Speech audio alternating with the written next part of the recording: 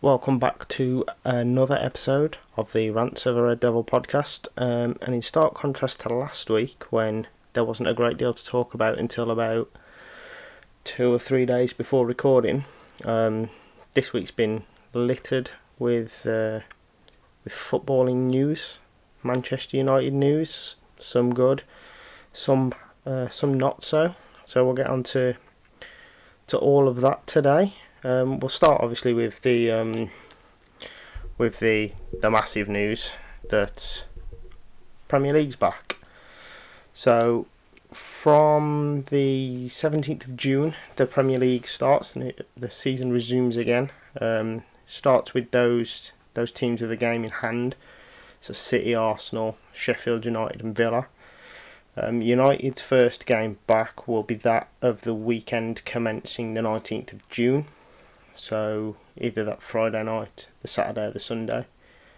And it's a good job actually that nobody's at work at the moment, because the games are scheduled to be broadcast on Sky, BT, BBC and Amazon, and they're literally scheduled throughout the day. So the last kick-off's 8 o'clock, the first kick-off's 12, so it's literally 10 hours of football all day long by the time the games are finished. So that's going to be excellent for every football fan, regardless of whether you think it should be back or shouldn't be back. I mean, if you've listened to previous episodes, you probably know my view and where I stand on it. But nevertheless, it is fantastic to have football back. I just hope that it is football as we remembered it, not the sort of football that we've seen in Germany that effectively looks like a training session, or some sort of pre-season friendly game.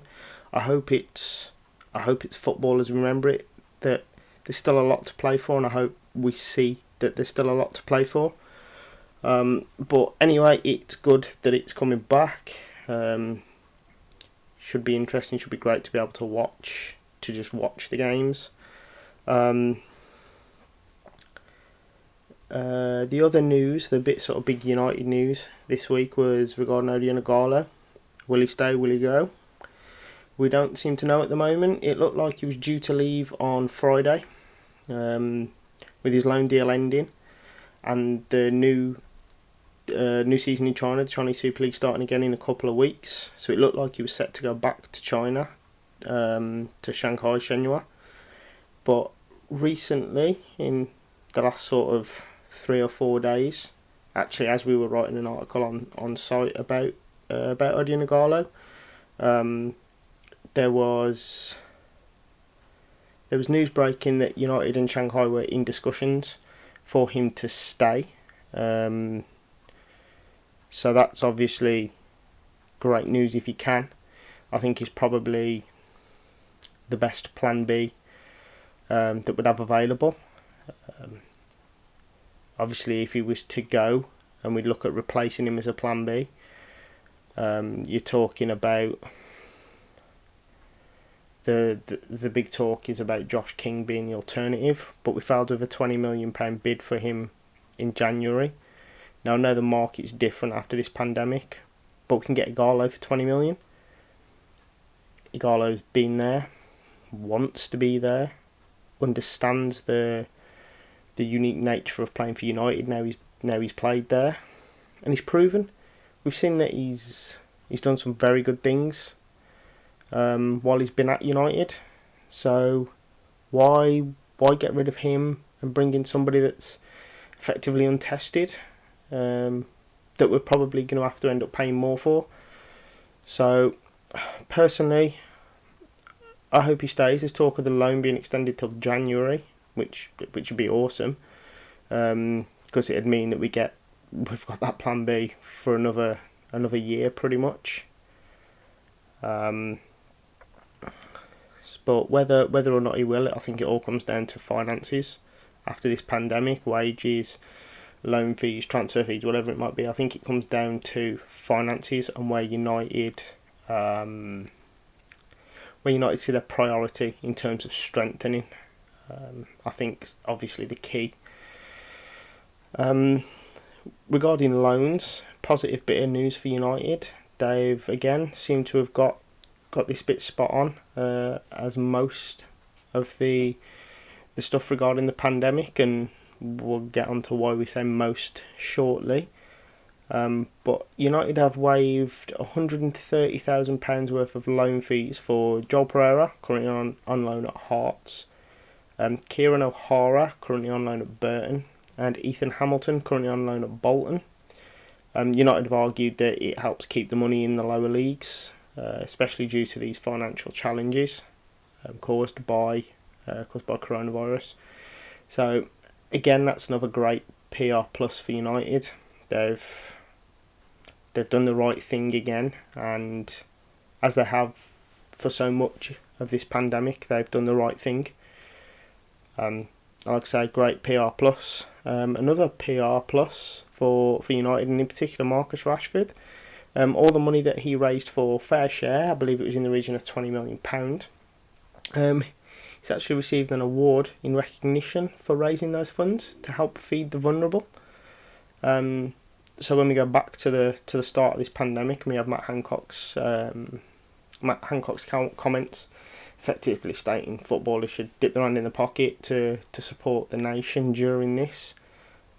Don't know why. I think we've discussed it before. I don't know why he singled out footballers, but he seemed to. This is sort of a bit of a slap in the face for Hancock, isn't it? Footballers have obviously done a lot during this, Rashford especially, and it's just good that it's being recognised.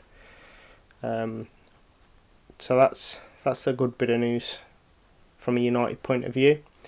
Now, when we said United have mostly got it right, we'll get to the couple of bits of more negative press that they've had this week.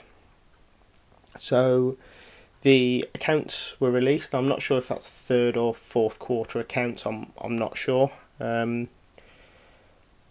United have delayed paying their VAT bill.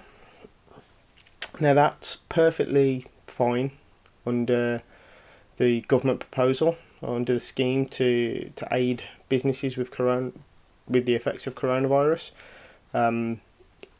It's designed more for small business, to keep them afloat. But there's a lot of big businesses that are taking advantage of this this relief, and United are one of them. So no issues with obviously not paying the tax bill or deferring the tax bill. Not a problem. But then the Glazers have gone and paid themselves their £11 million dividends. So United don't pay the tax bill that's going to be covered in the short term by taxpayers, you and I. And then they pay themselves £11 million.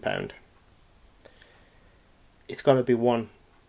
Well, it's got to be both or none, hasn't it? Really, you've either got to, if you're going to pay yourself your £11 million, you've got to pay your VAT bill, or if you're not going to pay your VAT bill, you can't then turn around and pay yourself £11 million. It just doesn't look good from a PR point of view, and everything that they've done so far seemed to be PR focused, getting it right from a PR perspective, and then they do this. So that's obviously a bit of a backward step for the Glazers. And another backward step is the suing of football manager makers. So the makers of the game, I believe, has been around since 2002. I believe it replaced Championship Manager. But United are suing the makers. I think it's Sega and Sports Interactive. They are suing them because they've infringed trademark by using the club's name, but not the badge. So the badge, as it has been for pretty much every Football Manager game that I can remember, is sort of a generic red and white one. but obviously the name has always been attached. And United have argued that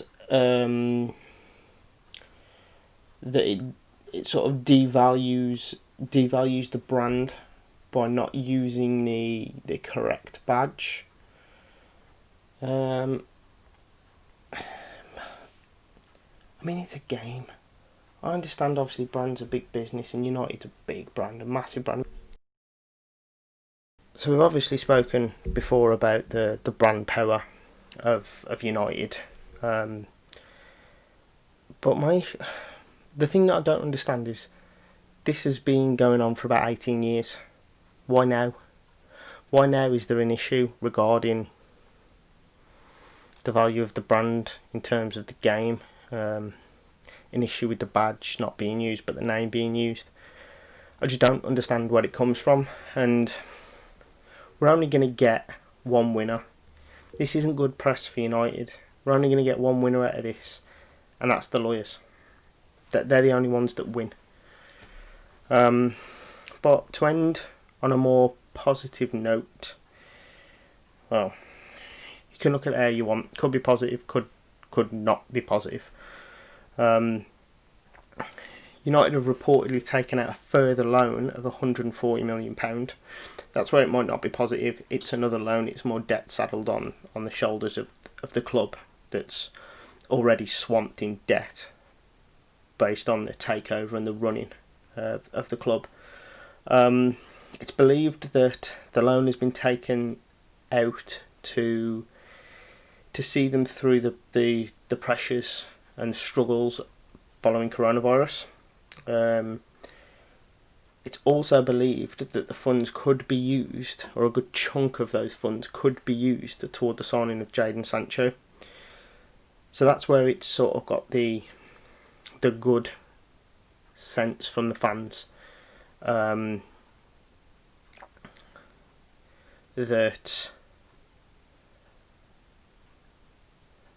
that United are still looking to bring in Sancho to do business in the transfer window whenever that may reopen,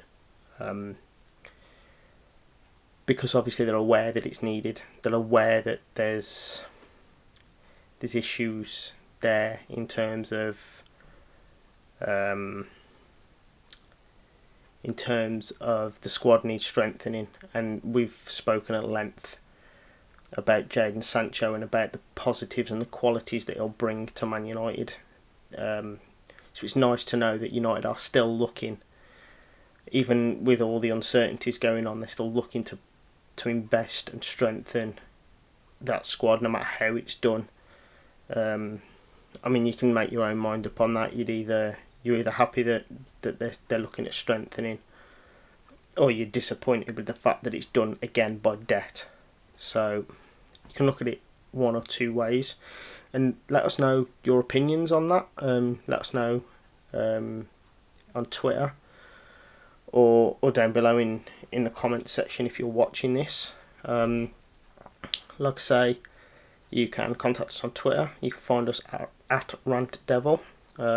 You can find this podcast on YouTube, on iTunes, on Spotify, and on our website, rantsofareddevil.com, where you'll also find more articles, previous episodes of this podcast, sort of an open discussion regarding what we post. So give it a read, let us know your comments, listen to previous episodes, let us know your comments, and until next time, when hopefully there's a bit more to talk about, obviously with football almost back, stay safe and we'll see you soon.